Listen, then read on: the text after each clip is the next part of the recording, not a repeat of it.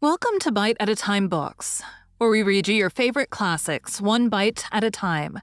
My name is Bree Carlile, and I love to read, and wanted to share my passion with listeners like you.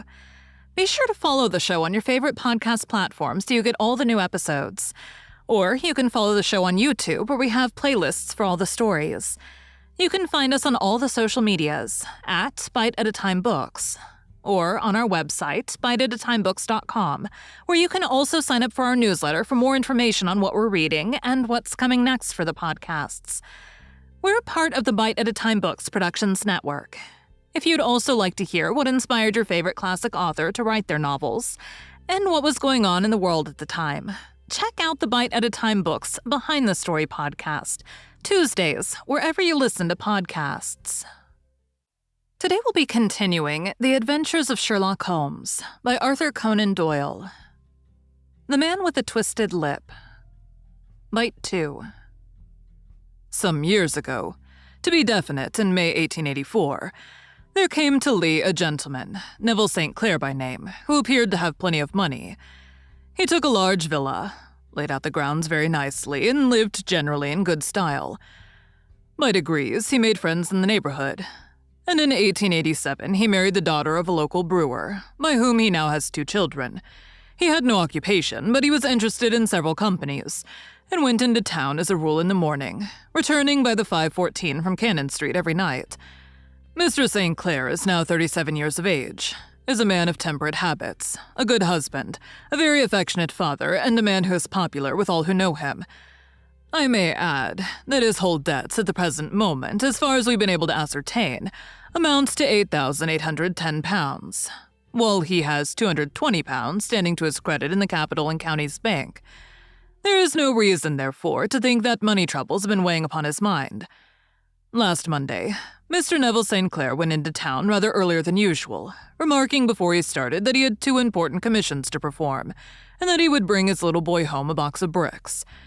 Now, by the merest chance, his wife received a telegram upon this same Monday, very shortly after his departure, to the effect that a small parcel of considerable value, which she had been expecting, was waiting for her at the offices of the Aberdeen Shipping Company. Now, if you are well up in your London, you will know that the office of the company is in Fresno Street, which branches out of Upper Swandam Lane, where you found me tonight. Mrs. St. Clair had her lunch, started for the city, did some shopping, proceeded to the company's office, got her packet, and found herself at exactly 4:35 walking through Swandam Lane on her way back to the station. Have you followed me so far? It is very clear. If you remember, Monday was an exceedingly hot day, and Mrs. St. Clair walked slowly, glancing about in the hope of seeing a cab, as she did not like the neighborhood in which she found herself. While she was walking in this way down Swandam Lane, she suddenly heard an ejaculation or cry, and was struck cold to see her husband looking down at her, and as it seemed to her, beckoning to her from a second-floor window. The window was open, and she distinctly saw his face, which she describes as being terribly agitated. He waved his hand frantically to her, and then vanished from the window so suddenly that it seemed to her that he had been plucked back by some irresistible force from behind. One singular point which struck her quick feminine eye was that although he wore some dark coat, such as he had started to town in, he had on neither collar nor necktie. Convinced that something was amiss with him, she rushed down the steps, for the house was none other than the opium den in which you found me tonight, and running through the front room, she attempted to ascend the stairs which led to the first floor. At the foot of the stairs, however, she met this Lascar scoundrel of whom I have spoken, who thrust her back, and, aided by a Dane who acts as assistant there, pushed her out into the street. Filled with the most maddening doubts and fears, she rushed down the lane, and by rare good fortune met in Fresno Street a number of constables with an inspector, all on their way to their beat. The inspector and 2 men accompanied her back, and in spite of the continued resistance of the proprietor, they made their way to the room in which Mr. St. Clair had last been seen. There was no sign of him there. In fact, in the whole of that floor, there was no one to be found save a crippled wretch of hideous aspect, who, it seems, made his home there. Both he and Lascar stoutly swore that no one else had been in the front room during the afternoon. So determined was their denial that the inspector was staggered and had almost come to believe that Mrs. St. Clair had been deluded, when with a cry, she sprang at a small deal box which lay upon the table and tore the lid from it. Out there fell a cascade of children's bricks. It was the toy which he had promised to bring home. This discovery, and the evident confusion which the cripple showed, made the inspector realize that the matter was serious, The rooms were carefully examined, and results all pointed to an abominable crime. The front room was plainly furnished as a sitting room and led into a small bedroom which looked out upon the back of one of the wharves. Between the wharf and the bedroom window is a narrow strip which is dry at low tide but is covered at high tide with at least 4.5 feet of water. The bedroom window was a broad one and opened from below. On examination, traces of blood were to be seen upon the windowsill, and several scattered drops were visible upon the wooden floor of the bedroom. Thrust away behind a curtain in the front room were all the clothes of Mr. Neville St. Clair, with the exception of his coat. His boots, his socks, his hat, and his watch all were there. There were no signs of violence upon any of these garments, and there were no other traces of Mr. Neville St. Clair. Out of the window he must apparently have gone, for no other exit could be discovered, and the ominous bloodstains upon the sill gave little promise that he could save himself by swimming, for the tide was at its very highest at the moment of the tragedy. And now, as to the villains who seemed to be immediately implicated in the matter. The Lascar was known to be a man of the vilest antecedents. But as, by Mrs. St. Clair's story, he was known to have been at the foot of the stair within a very few seconds of her husband's appearance at the window, he could hardly have been more than an accessory to the crime. His defense was one of absolute ignorance, and he protested that he had no knowledge as to the doings of Hugh Boone, his lodger, and that he could not account in any way for the presence of the missing gentleman's clothes. So much for the Lascar manager.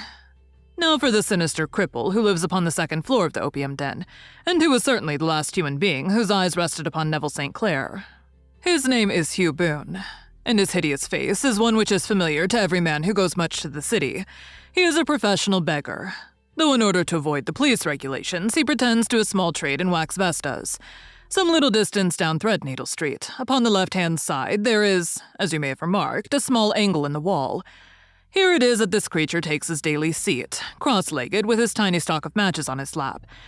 And as he is a piteous spectacle, a small rain of charity descends into the greasy leather cap which lies upon the pavement beside him. I've watched the fellow more than once before ever I thought of making his professional acquaintance, and I've been surprised at the harvest which he has reaped in a short time. His appearance, you see, is so remarkable that no one can pass him without observing him. A shock of orange hair, a pale face disfigured by a horrible scar which, by its contraction, has turned up the outer edge of his upper lip, a bulldog chin, and a pair of very penetrating dark eyes, which present a singular contrast to the color of his hair. All mark him out from amid the common crowd of mendicants. And so, too, does his wit, for he is ever ready with a reply to any piece of chaff which may be thrown at him by the passers-by. This is the man whom we now learn to have been the lodger at the opium den, and to have been the last man to see the gentleman of whom we are in quest. "But a cripple?" said I. "What could he have done single-handed against a man in the prime of life?" "He is a cripple in the sense that he walks with a limp, but in other respects he appears to be a powerful and well-nurtured man. Surely your medical experience would tell you, Watson, that weakness in one limb is often compensated for by exceptional strength in the others." "Pray, continue your narrative." Mrs. St. Clair had fainted at the sight of the blood upon the window, and she was escorted home in a cab by the police, as her presence could be of no help to them in their investigations. Inspector Barton, who had charge of the case, made a very careful examination of the premises, but without finding anything which threw any light upon the matter. One mistake had been made in not arresting Boone instantly, as he was allowed some few minutes during which he might have communicated with his friend the Lascar. But this fault was soon remedied, and he was seized and searched without anything being found which could incriminate him. There were, it is true, some bloodstains upon his right shirt sleeve, but he pointed to his ring finger, which had been cut near the nail, and explained that the bleeding came from there, adding that he had been to the window not long before, and that the stains which had been observed there came doubtless from the same source. He denied strenuously having ever seen Mr. Neville St. Clair, and swore that the presence of the clothes in his room was as much a mystery to him as to the police. As to Mrs. St. Clair's assertion that she had actually seen her husband at the window, he declared that she must have been either mad or dreaming. He was removed, loudly protesting, to the police station while the inspector remained upon the premises in the hope that the ebbing tide might afford some fresh clue. As it did, though they hardly found upon the mudbank what they had feared to find, it was Neville St. Clair's coat, and not Neville St. Clair, which lay uncovered as the tide receded. And what do you think they found in the pockets? I cannot imagine. No, I don't think you would guess. Every pocket stuffed with pennies and halfpennies, 421 pennies and 270 halfpennies. It was no wonder that it had not been swept away by the tide. But a human body is a different matter. There's a fierce eddy between the wharf and the house.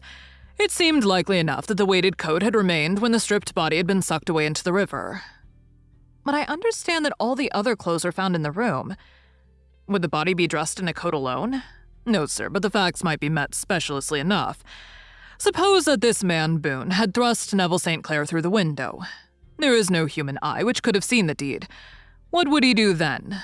It would of course instantly strike him that he must get rid of the telltale garments. He would seize the coat then, and be in the act of throwing it out when it would occur to him that it would swim and not sink. He has little time, for he has heard the scuffle downstairs when the wife tried to force her way up, and perhaps he's already heard from his Lascar confederate that the police are hurrying up the street. There's not an instant to be lost.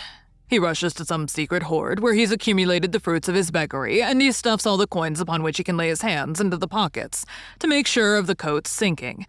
He throws it out, and would have done the same with the other garments had not he heard the rush of steps below, and only just had time to close the window when the police appeared.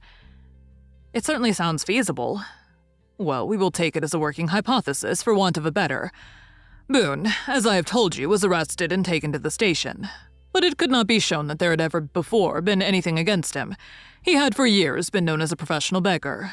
But his life appeared to have been a very quiet and innocent one. There the matter stands at present, and the questions which have to be solved: what Neville St. Clair was doing in the opium den, what happened to him when there, where he is now, and what Hugh Boone had to do with his disappearance, as all are far from a solution as ever. I confess that I cannot recall any case within my experience which looked at the first glance so simple, and yet which presented such difficulties. While Sherlock Holmes had been detailing the singular series of events, we had been whirling through the outskirts of the great town until the last straggling houses had been left behind, and we rattled along with a country hedge upon either side of us. Just as he finished, however, we drove through 2 scattered villages where a few lights still glimmered in the windows. "We are on the outskirts of Lee," said my companion. "We have touched on 3 English counties in our short drive, starting in Middlesex, passing over an angle of Surrey, and ending in Kent. See that light among the trees? That is the Cedars, and beside the lamps it's a woman whose anxious ears have already, I have little doubt, caught the clink of our horses' feet." "But why are you not conducting the case from Baker Street?" I asked. "Because there are many inquiries which must be made out here. Mrs. St. Clair has most kindly put 2 rooms at my disposal, and you may rest assured that she will have nothing but a welcome from my friend and colleague. I hate to meet her, Watson, when I have no news of her husband. Here we are. Whoa there, whoa." We had pulled up in front of a large villa which stood within its own grounds. A stable boy had run out to the horse's head, and springing down, I followed Holmes up the small, winding gravel drive which led to the house. As we approached, the door flew open, and a little blonde woman stood in the opening, clad in some sort of light mousseline de soie, with a touch of fluffy pink chiffon at her neck and wrists. She stood with her figure outlined against the flood of light, one hand upon the door, one half raised in her eagerness, her body slightly bent, her head and face protruded with eager eyes and parted lips. A standing question. "Well?" she cried. "Well?" And then, seeing that there were 2 of us, she gave a cry of hope which sank into a groan as she saw that my companion shook his head and shrugged his shoulders. "No good news? None. No bad? No. Thank God for that. But come in, you must be weary, for you've had a long day." Thank you for joining Bite at a Time Books today, while we read a bite of one of your favorite classics. Again, my name is Bree Carlile, and I hope you come back tomorrow for the next bite of the adventures of Sherlock Holmes. If you enjoyed our show, be sure to follow us so you get all the new episodes. We would also love for you to drop us a rating on your favorite podcast platform. You can catch us on all the social medias at Bite at a Time Books, or check out our website, biteatatimebooks.com, where you can sign up for our newsletter. Our show is part of the Bite at a Time Books Productions Network. If you would also like to hear about the authors who write the books we read on the show, check out the Bite at a Time Books Behind the Story podcast, wherever you listen to podcasts, or on biteatatimebooksbehindthestory.com.